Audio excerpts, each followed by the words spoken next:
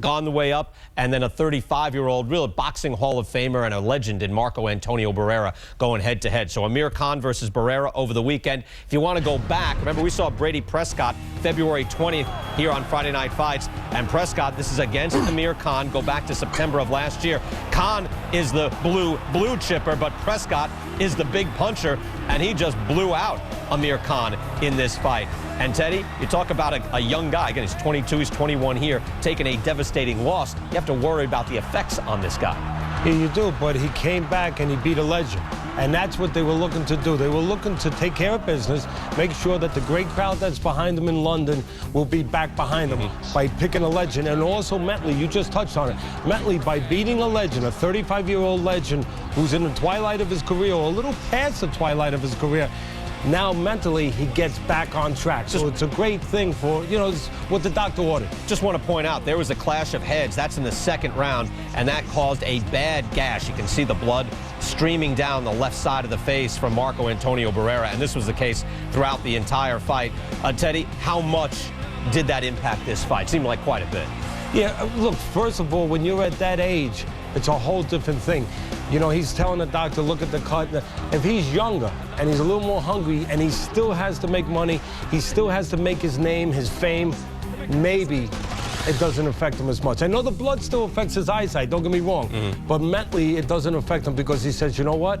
I'm going to put that in the rearview mirror right now. I'm going to go forward. But I think it affected him a little bit more as far as his attitude in his fight. I have a young guy doing a lot of punches, fast hands. Now I got a cut, and you know what?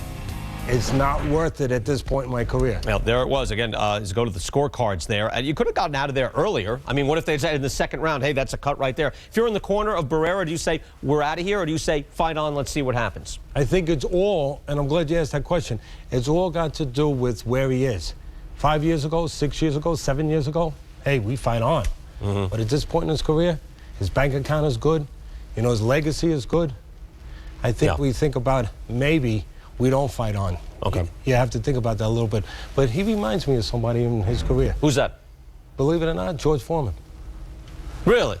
He didn't have that long separation, but you're saying he had like 2 careers, you're saying? Yeah, he reinvented himself. Yeah. Because he used to fight guys, you know, when he was fighting Kennedy McKinney, you know, wars. Right. Junior Jones knocked him out. It was all about his left hook. Mexicans, you know, they love that traditional left hook. And he was getting beat with right hands, and he was taking a lot of punishment. And all of a sudden, he reinvented himself. He didn't go away for 10 years. Right, but he became a boxer. And George Foreman reinvented himself. George Foreman reinvented his personality and his boxing style. Yeah, a great career for Barrera. If he does retire, he hasn't made that official yet. Maybe he's rethinking things right now. It was expected that he might announce his retirement even tonight, but he has not done that. Maybe he goes away, maybe he doesn't. Again, his only losses since 2001, let me just throw this in quickly. Pacquiao, Juan Manuel Marquez. The only 2 since 2001. I mean, the top 2 guys in the sport. He's not going to stay around long, Brian. Yeah. He's going to come back for a farewell fight. Really? No, okay. By the way, memorable opponent. We're asking people on ESPN.com.